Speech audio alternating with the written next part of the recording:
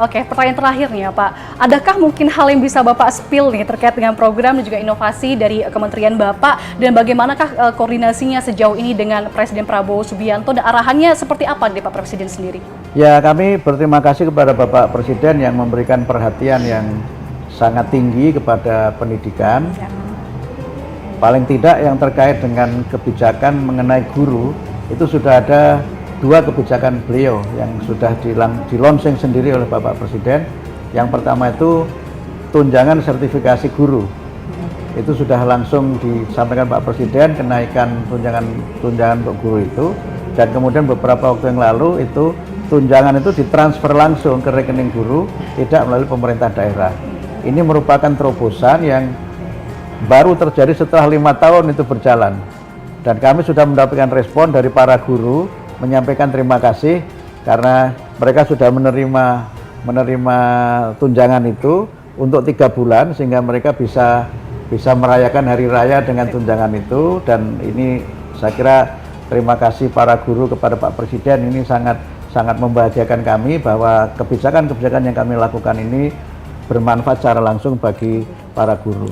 Karena kami menyadari sepenuhnya bahwa salah satu kunci sukses pendidikan yang sangat utama adalah guru.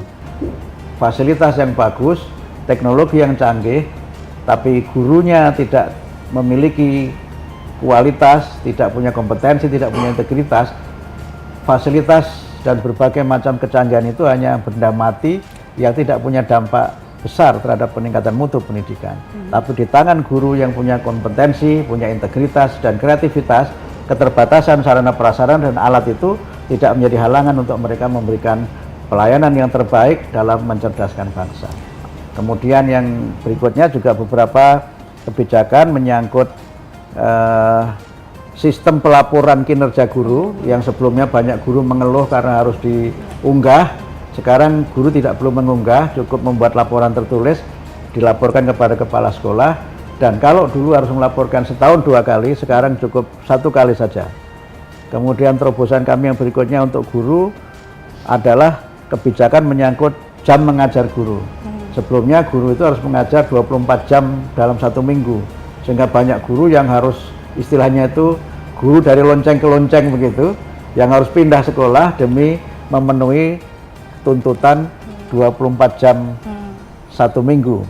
Sekarang kita sudah membuat kebijakan baru, guru cukup mengajar 16 jam dalam 1 minggu, sisanya sampai 24 itu dipenuhi dari, pertama guru harus menjadi konselor bagi murid. Jadi bimbingan konseling itu tidak hanya dilakukan oleh guru BK, tapi semua guru adalah konselor. Mereka mendampingi muridnya dalam suka dan duka, mendampingi muridnya ketika ada kesulitan belajar, ketika ada masalah pribadi, memandu bakat minat, mengembangkan bakat minat para murid itu, bahkan juga bisa menjadi penghubung antara sekolah dengan orang tua. Dan kemudian guru juga harus melakukan pelatihan-pelatihan minimal 20 jam pelajaran dalam 1 tahun, yang itu nanti kita konversi setara dengan jam mengajar, termasuk guru aktif di organisasi-organisasi kemasyarakatan, itu juga nanti bisa kita hitung sebagai bagian dari pemenuhan kewajiban guru, yang itu bisa dikonversi dengan jam mengajar. Sehingga dengan cara seperti ini, guru tidak hanya fokus hanya mengajar saja, tapi juga selain mengajar, kemudian mereka harus membimbing murid-muridnya, mendampingi murid-muridnya, dan tetap aktif di masyarakat dan meningkatkan kompetensi diri dengan terus melakukan pelatihan-pelatihan, karena itu wajib harus dipenuhi oleh guru untuk mereka bisa memenuhi kewajibannya sebagai guru profesional. Wah, luar biasa sekali ya pemirsa, hal tadi disampaikan, dipaparkan juga oleh Pak Abdul Muti terkait dengan inovasi dan juga program-program dari Kementerian Pendidikan ke depannya. Satu lagi pertanyaan benar-benar terakhir ini Pak, opor ayam atau rendang sapi?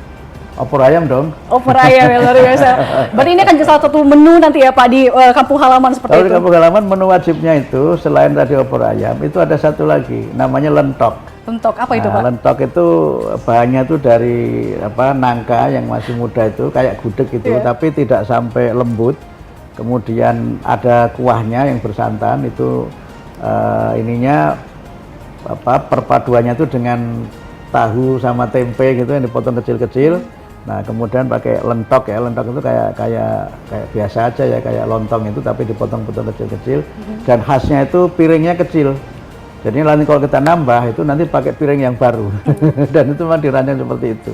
Itu saya kira hanya ada di Kudus saja, itu di luar kota Kudus tidak ada itu. Waduh, jadi lapar saya pemirsa. Saya nanti bisa nitip oleh-oleh ya Pak ya kalau Bapak balik Dan dari itu kampung biasanya halaman. Mbak, biasanya saya selalu setelah sholat id itu bersama dengan keluarga sebelum ke rumah. Jadi habis sholat id di lapangan, dimanapun saya sholat itu selalu ke lentok ini, baru nanti pulang ke rumah.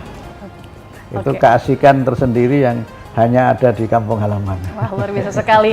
Untuk itu Pak, saya salam untuk keluarga nanti di kampung halaman. Semoga Bapak bisa kembali ke Jakarta dan kemudian bisa menjalankan tugas kembali sebagai menteri tentunya dengan amanah ya Pak ya. Terima kasih semuanya untuk para pemirsa BTV. Selamat Idul Fitri. Ya. 1446 Hijriah. Minal aidin wal faizin. Mohon maaf lahir dan batin. Dan pemirsa